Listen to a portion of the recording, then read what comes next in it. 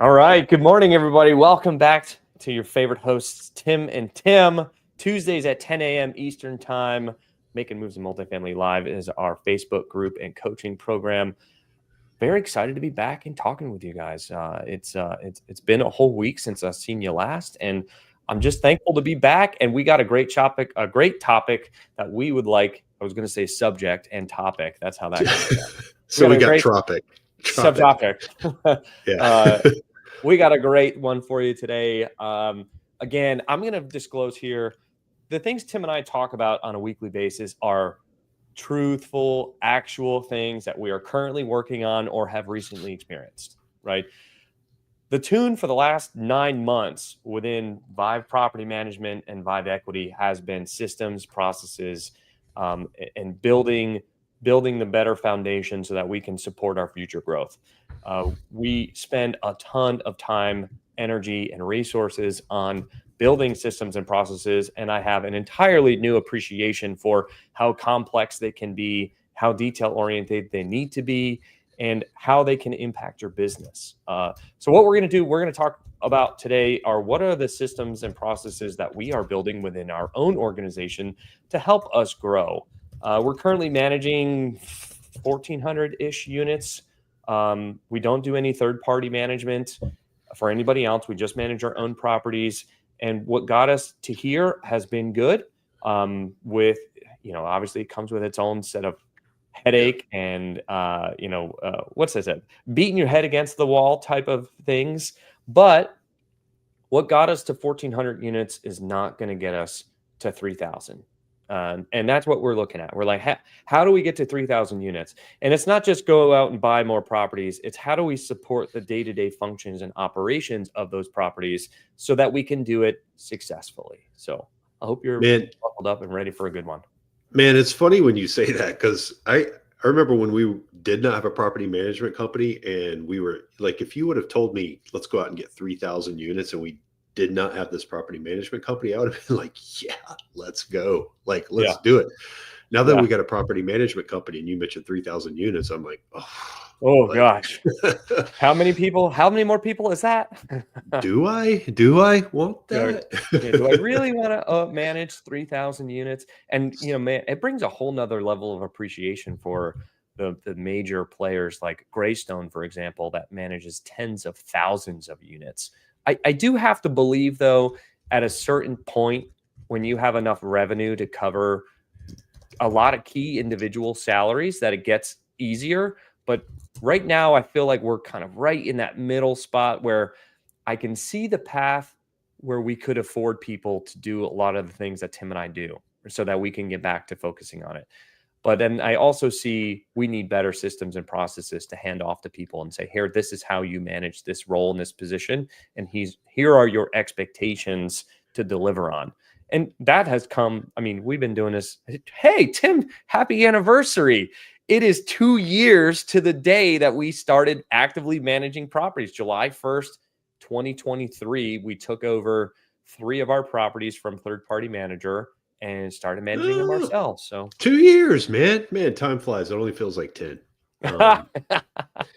Yeah. Oh man. But yeah. So today is an anniversary day. So good stuff.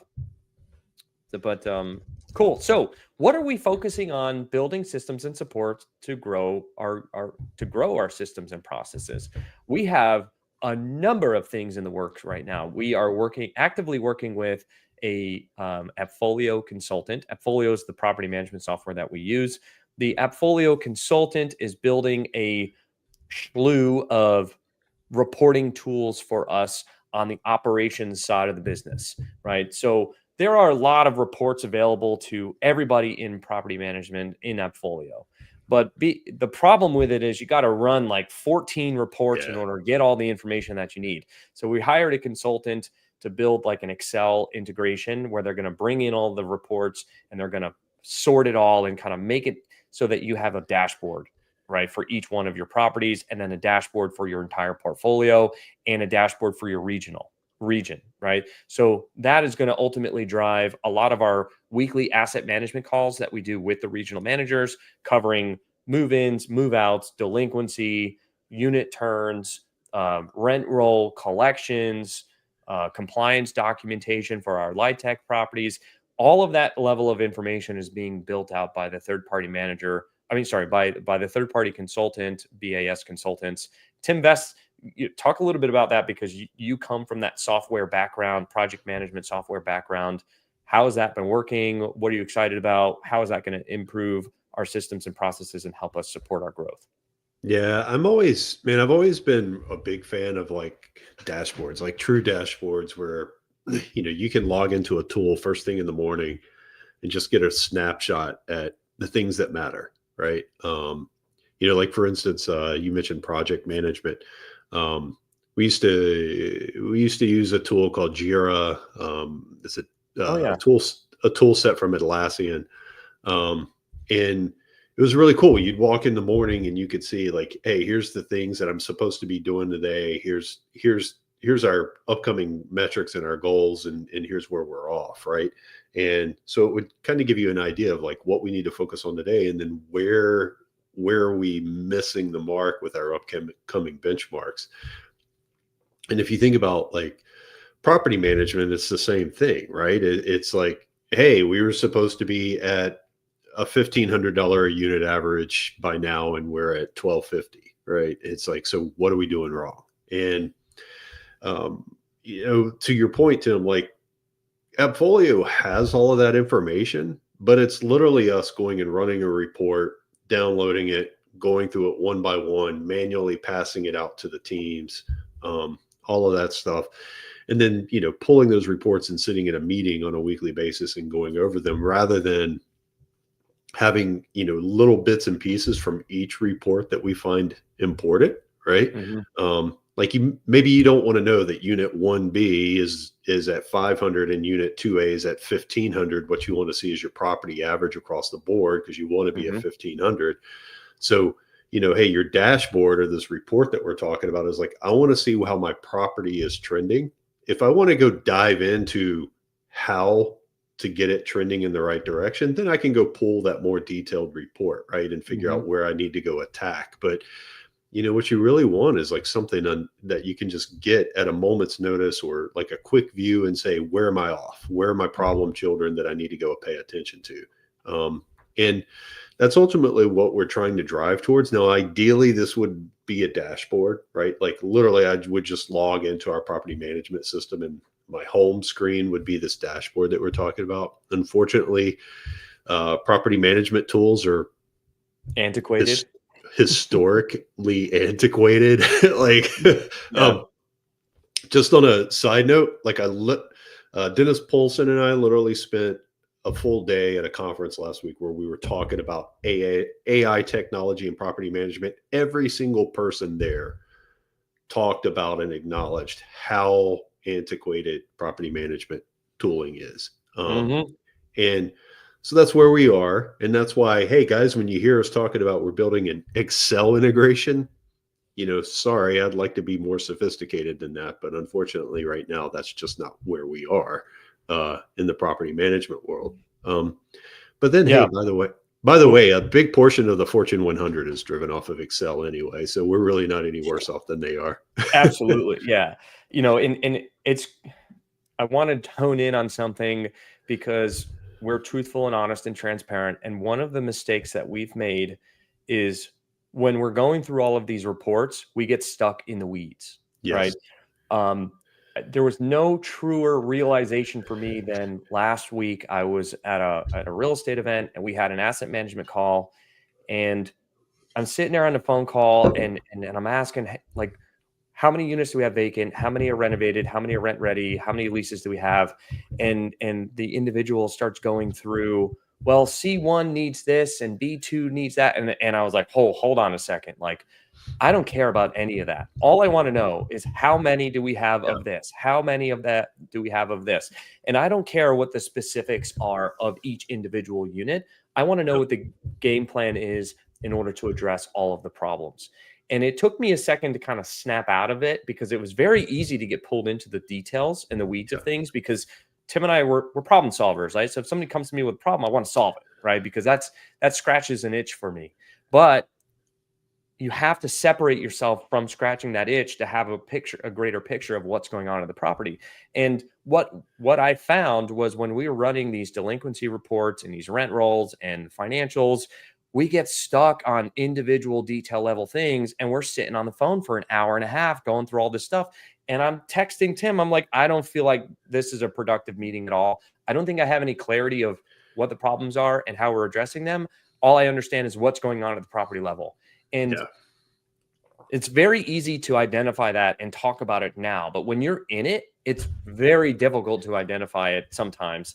And that's on us as leaders. Like, we did not give the tools necessary to our team to be able to report to us in the manner that we need to be effective. So that's why we're spending thousands of dollars to go out and build these reports. And we need now to implement these systems and processes of our reporting to our regional managers and our property managers, because we have to give them what it looks like to us at the top level and say, I understand that you have an issue with C1 flooring today, but that's not what we're here to talk about today. We need to be talking about this report with this level, with these level of metrics, so that we as the owners and the asset managers can have an understanding of how are we going to make sure that the property is going to achieve our pro forma. Right. Yeah. And that was a learning lesson. That absolutely was a learning lesson for me to get myself out of the weeds of everything and into the ownership mindset and say, hey, like, you know, I don't care about what C1 needs. How many do we have that are rent ready and how many are vacant? How many applications do we have?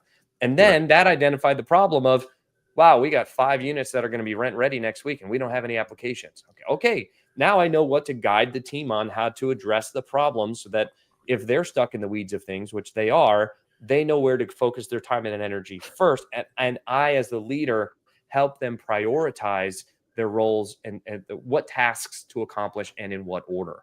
That's really our role as the leader, is to think big picture, identify the overarching business plan, and instruct the team of the level of priority. Because if you don't do that, everything's a priority and then nothing is a priority. Right. Yeah. And it's, it's pretty funny that you say that, man, because, that's, we were, I was having a conversation last week with somebody about this, and they were talking about like that. Hey, I got 5 number 1 priorities. Right. And it was kind of the joke. Right. Like, it's like, I got 5 number 1 priorities. And, one of the things he was talking about is like, hey, listen, when you have your boots on the ground, like your property managers and stuff like that, is like, sometimes the majority of those resources will struggle if you're not able to prioritize for them. Right. Mm-hmm. If you just throw 5 number 1 priorities at them, they're gonna hit, like, they're just gonna freeze. Right. Overwhelmed. They're like, yeah, I don't know what to tackle. Right. And he was like, but every once in a while, you'll run into that property manager or that regional or whoever that you can throw 5 things at like that, and they'll attack one at a time. They're like, I know I need to do this. And they're like, hey, that's your person that's like potentially promoting, that's promotable, right? Because if you really think about it, like when you get to like that general manager or director of property management level, that's the kind of skill set that person needs. They need, because owners, and Tim and I are very guilty of this, owners or entrepreneurs are like, hey, here's 15 things I want to go solve, right? All at the same time. All at the same time. And we're very guilty of that, fully transparent here.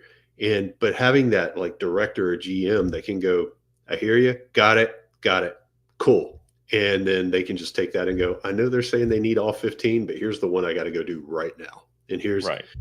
And so what we're talking about is like some of this reporting that we're talking about allows us to go and look and say, hey, I know we want to do all these nice things, but here's our problem child right now. What's causing the problem child, and dive down to that level so that you can give the property manager the, hey, I know you got all this other noise, but here's the one thing you got to do, right? Here's the one thing you got to do today. Yep. And some of the conversations we've been having lately have been driving us there, right? Like I said, Tim and I will be like, hey, there's 15 things we want to do. And then some of our team will push back on us. And at the end of the day, it causes Tim and I to go, hey, your job is really to lease and collect rent. That's ultimately what your job is. What am I doing that's not enabling you to do that? Right. Mm-hmm.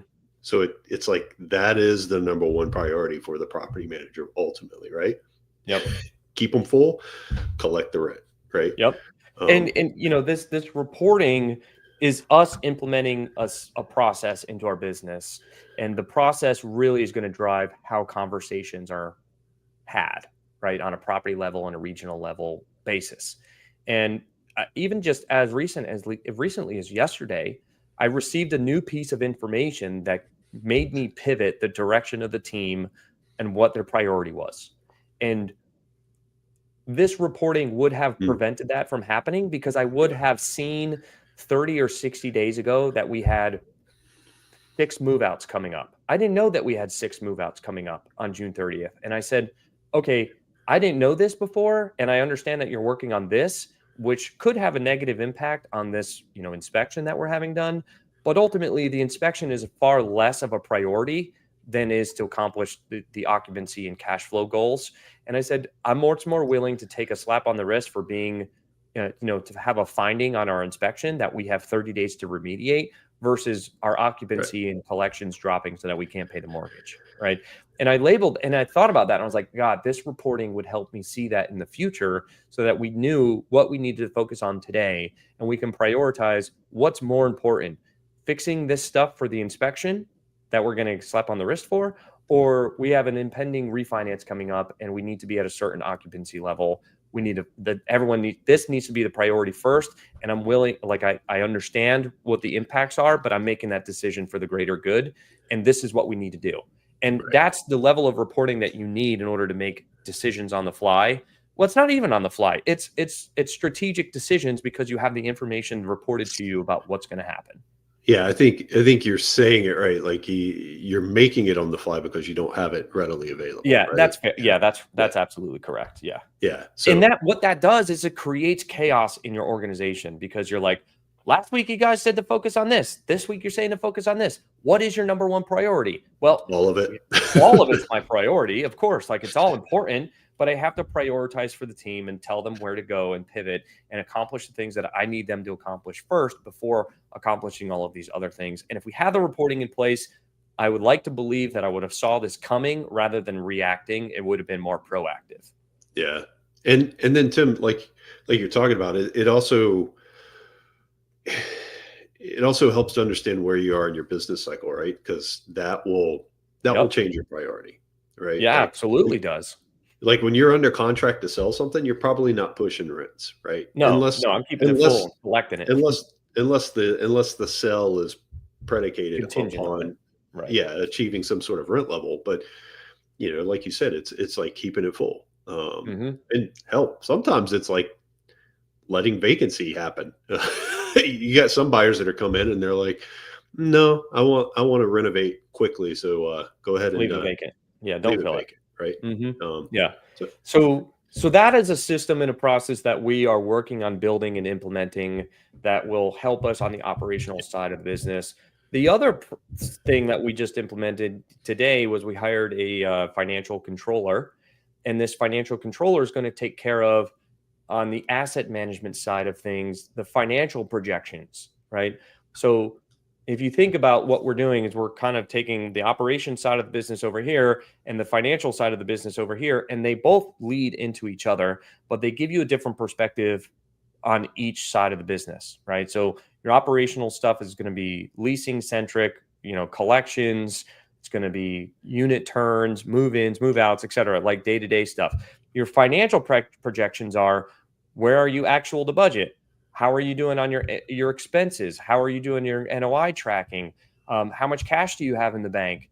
How much is your monthly cash burn? How much do we have enough money to pay the mortgage next month?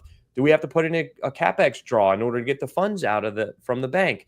All of those types of things need to be forecasted into the future, so that you can make better decisions on where you need to allocate your time to get the goal accomplished. And I've said it before and I've said it again. I know that I was the bottleneck in that sphere, was because I was doing, raising money, doing acquisitions, doing underwriting, refinances, working on dispositions, working on the day-to-day operations and account.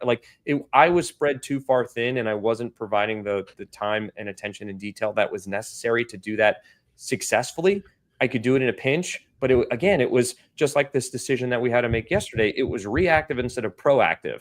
And the only way to solve that is to have a better system and process in place. And ultimately, the guy that we hired as a controller comes from like an auditing background. He works for a large organization, RC Cola, a significant amount of experience in a financial controller role, and will be easily able to come in and develop a process for us to build financial reporting projections and forecasts so that we can make more proactive decisions on the financial business acumen of the business acumen, and then also combined with the information that we have on the day-to-day operations side of things, that should, in theory, make us unstoppable. Yeah. No, just going to do our jobs well, right? Ultimately, as a real estate syndicator, my job is to provide financial return to our investors, right? That's my number one priority, is to protect their cash and provide a return. That's why people invest with us. And these are the systems and processes that we need to have in place. And now that we have the revenue to be able to hire people and pay for people to do it for us, Tim and I can remove ourselves from banging our heads against the wall and actually doing all the work so that we can sit back and understand the information so that we can think and act strategically instead of reactive. One of the conversations that Tim and I had was when we were talking about hiring this financial controller.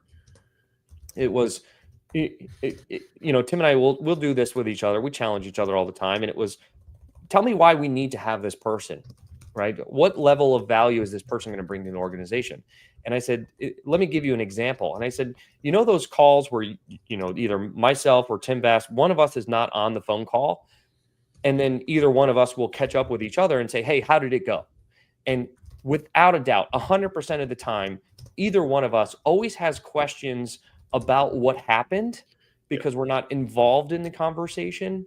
And it gives you a different perspective, right? So that's the difference of being in the details and in the weeds of things versus being a strategic thinker, because you let your people and your team and your systems and processes handle the day-to-day operations and the weeds of the details. But if you can remove yourself from that entirely, it gives you the mental capacity to be able to ask different questions, because you're not trying to problem solve all the little things. You're trying to problem solve the big things.